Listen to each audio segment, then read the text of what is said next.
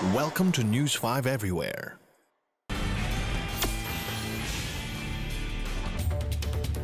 Ito mga tulad meron tinatawag ngayon sa mga lansangan natin, yung mga makabagong carjacker. Ito yung mga towing company na sa pilitan, may madala pang baseball bat, inaagaw yung sasakyan ng mga truck driver. Ang ayaw sumunod, pinapalo ng baseball bat, inaagaw yung susi, kinakabitan ng kadena, hinahatak yung sasakyan. Ganun na ganun nangyari ngayon kay Manong. Pusakal sa lansangan.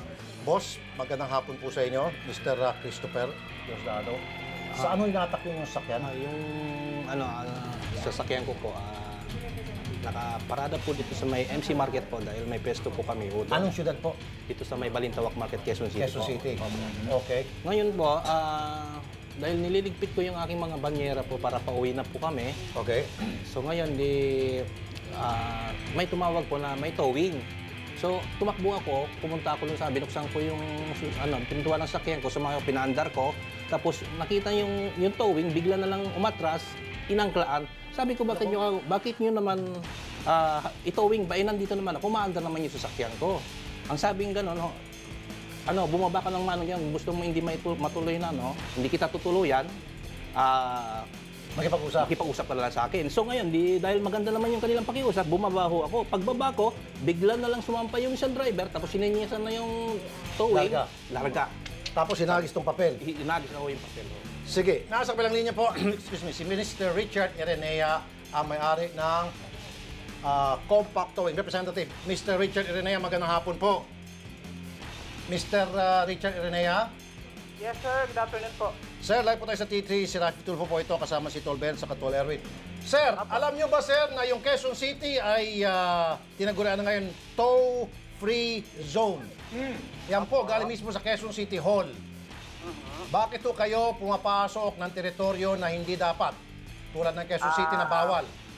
Ang operation natin, sir, sa Balintawak po, sa may market po. Sir, Quezon City, Balintawak is Quezon City. Ano ka, sira? Okay? Quezon City pa rin yung Balintawak. At nakalagay po sa ordinansa ng Quezon City na bawal kayong mag-tow. Kahit sino man sa inyong mga towing company, ang pwede lang mag-tow ay ang mismong tow truck ng Quezon City Hall. Intindihan mo? Yan. Hello, sir. Ano? Bali po yung po natin, operation po na yan, sir. Galing po mismo sa MMDA po. Wala akong pakialam sa MMDA. Kung gusto, paghalikin ko pa kayo nung taga-MMDA nang sabi sa'yo na pwede kayo mag-operate Di ba? Ang sa akin, hoy, hindi pwede ma-supersede ng MMDA ang ordinansa ng Quezon City. Yan kasi pinag-usapan niya ng mga konsihal, mayor, vice mayor na bawal kayong pumasok. Okay? Ngayon, pumasok ka doon ng mali. May kasalanan ka. Anong gagawin mo? Ibabalik mo yung truck, tama? At mag-umingi ka ng sorry kay Mano. Sir, hindi po ako ang humatak po. Bali, representative po ako ng towing. So nagugas kami ka ngayon. Okay, pwede natin gawin po jet stock yan, sir. Gagawin po natin mas maganda po, sir. Very good. Yan ang gusto ko po sa inyo. So, number 1, isusoli niyo po yung truck niya at wala siyang babayaran ni 5. Ano po? Ang number 2, magsusorry po kayo sa kanya. Ano po? Ano po? Opo, sir. Paano pa rin po yung mga tao natin papatawag at papakausap po natin sa kanya. Correct.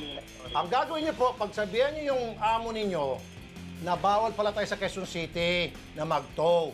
Hindi pwede pala doon kasi may ordinansa. Ano po?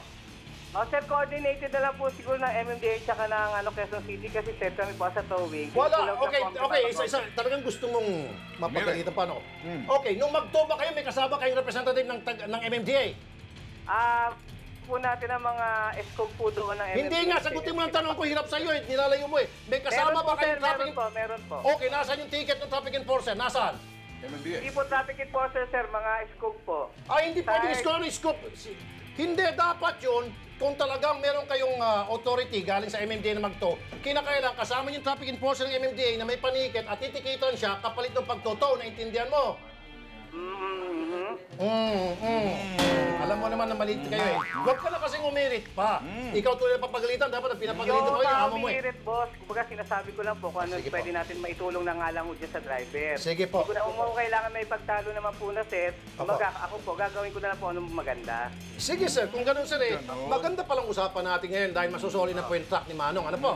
At hindi na kayo punta sa muli mangimasok sa teritoryo na hindi dapat. Ano po? Tulad ng Quezon City. Ano po? Sige po, sir. Sige po. Oy, Gavianes, sandali lang. Ikaw ba na-realize mo na mali yung ginagawa ng inyong towing? Ako po, sir, kung sa ano lang po, sa pinatutupad po ng MMDA. Oo, kaya nga. Tanong ko sa'yo. Ang ating mga Hey! dito sa ano po. Hey! Sandali. Yes, sir. Tinatanong ko sa'yo, diretso. Kung na-realize mo ba na mali ang ginagawa ninyo o tama? Huwag ka nang humirit pa. Sagot, mali o tama? Hindi ko po masasagot yan, sir. Ba't ka pa humarap sa amin? Wala ka pala namang silbi. Ako po, ko na lang po, sir, kayo. Kung Bakit ano pong namamagitan maitutulong ka? sa Wala ka driver naman. po. Yun lang Oh, po. kung nakikinig yung mga amo mo, isinasabi na namin, hanggat hindi mo ma-realize mali ang ginagawa mo, hindi ka pwede magbago. Lulusot-lusot ka lang eh. Ito nga.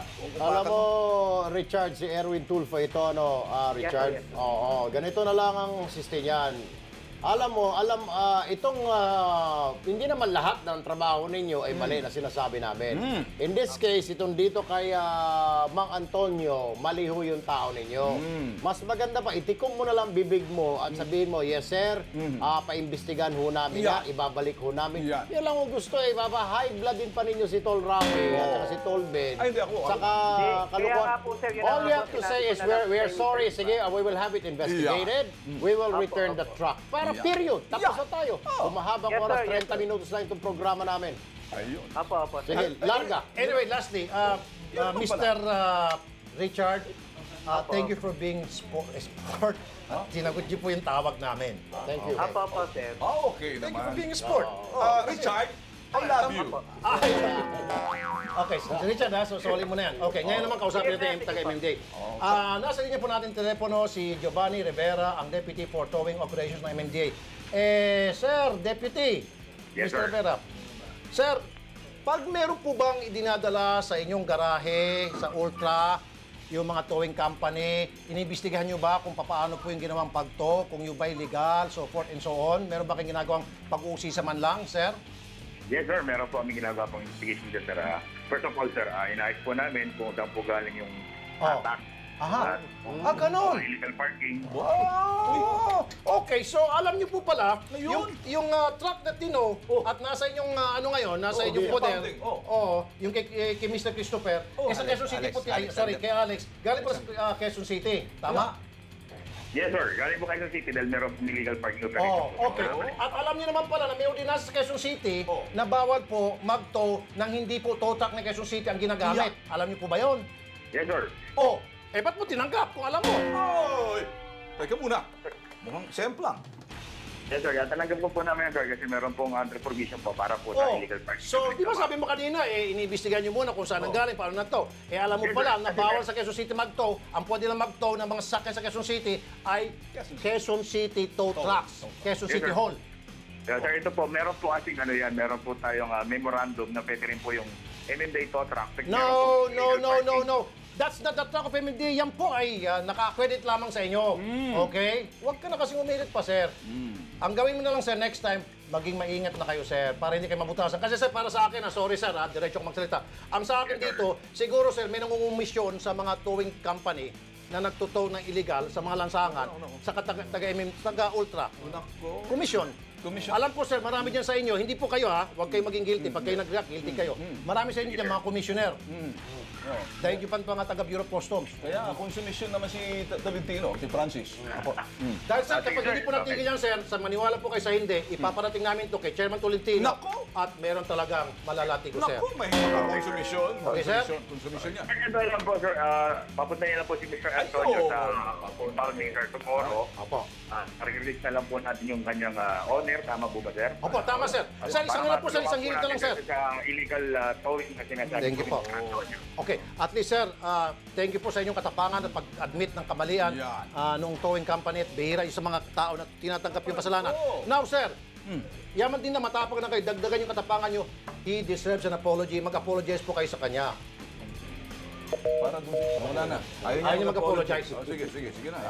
Sige na. Basta yun ang importante, Manong, mababalik na yung tow truck. Sasama ka namin kayo. Bukas.